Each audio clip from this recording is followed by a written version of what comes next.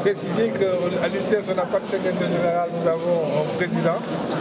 Donc c'est à cette qualité que j'ai présidé aujourd'hui une série de réunions qui ont concerné d'abord les cadres du parti au niveau de la région de Ziguinchor.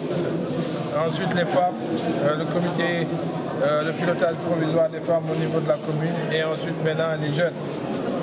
L'objectif de cela, c'était d'abord d'informer sur l'état d'évolution des travaux et des processus d'installation de mise en place du parti au niveau national, mais aussi au niveau des différentes collectivités locales, mais aussi donner des informations et surtout procéder à la vente des cartes. Donc aujourd'hui, nous avons, avec ces différentes structures, évalué ce que nous avons fait et surtout poser les jalons vraiment d'un processus qui va nous mener vers la massification des partis et la mise en place des structures définitives. Parce que nous sommes en train de vendre les cartes. Après, il y aura une tournée qui va concerner d'abord les différents segments du parti. Les femmes vont faire une tournée pour installer les structures, les jeunes vont faire de même. Et puis la section des cadres aussi fera de même. Ce qui nous permettra d'ici le mois de février d'avoir en tout cas toutes les structures qui sont des structures décentralisées du parti pourront en tout cas être mises sur pied.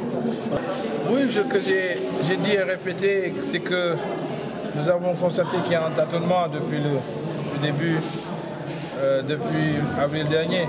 Le gouvernement de la deuxième alternance a été mis sur pied.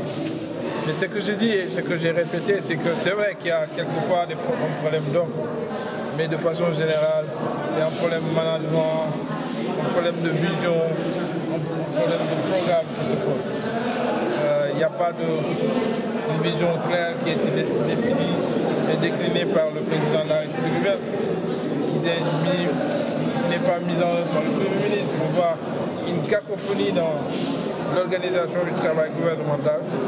Donc c'est ce qui occasionne un peu cela. C'est souvent les ministres sont à la tête des départements sectoriels, mais s'il n'y a pas une coordination et un management en haut, je pense que toujours on changera les hommes, mais cela produira les mêmes effets.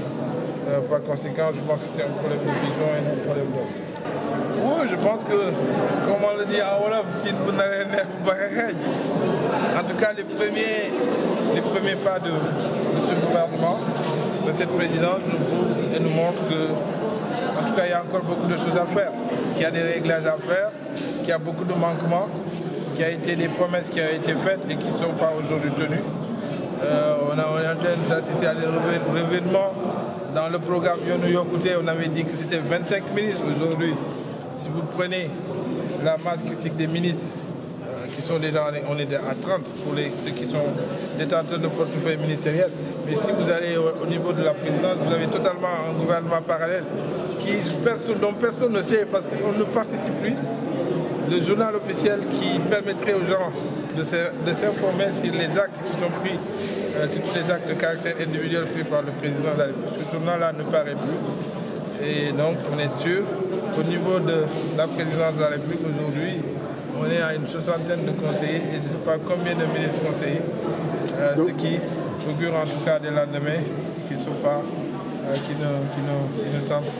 en tout cas augurer de quelque chose de bien.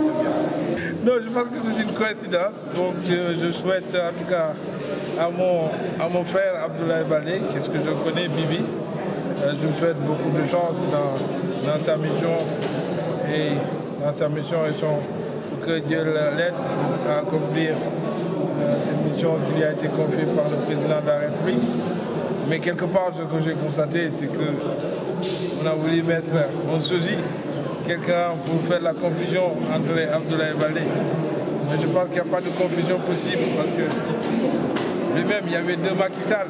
Ça n'a pas permis d'être président de la République. Aujourd'hui, il y aura deux Abdoulaye Baldé. Ça ne m'empêchera pas d'être président de la République si Dieu le veut. Non, je l'ai dit, moi j'étais ministre, je pense, j'ai occupé les plus hautes fonctions dans ce pays. Secrétaire général de présidence pendant 8 ans et demi. Et pendant à peu près 3 ans et demi, j'ai été ministre du département stratégique, d'abord un département de souveraineté, celui de la défense, et puis un département de l'économie réelle, celui de l'industrie et des mines. Donc je trouve que j'ai prouvé déjà ce que je pouvais faire en tant que ministre. Aujourd'hui, ce qui m'intéresse, c'est aller au-delà. Donc je ne pense pas que je pourrais en tout cas entrer à l'état actuel dans un gouvernement qui plus est sur le pas, qu'il n'y a pas une harmonie, il n'y a pas une vision, on n'a pas décliné les objectifs de façon claire. Donc pour l'instant, je pense et je constate et je persiste ici, ma place est dans l'opposition. Je me battrai aux côtés de mes frères et sœurs qui sont dans l'opposition pour consulter une véritable alternative à ce pouvoir en 2014 d'abord et en 2017 après.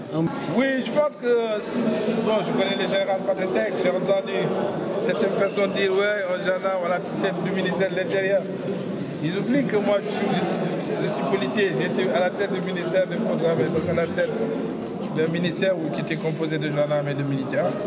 Je pense qu'il ne s'agit pas de ça. Bon, le général Pathé Seck est un homme d'expérience, un homme d'équilibre aussi. Je suis sûr que si tous les acteurs font en œuvre, en tout cas il fera un bon ministre de l'Intérieur, mais qui sera équidistant sur chacun de nous, ce qui lui permettra de mener à bien sa mission.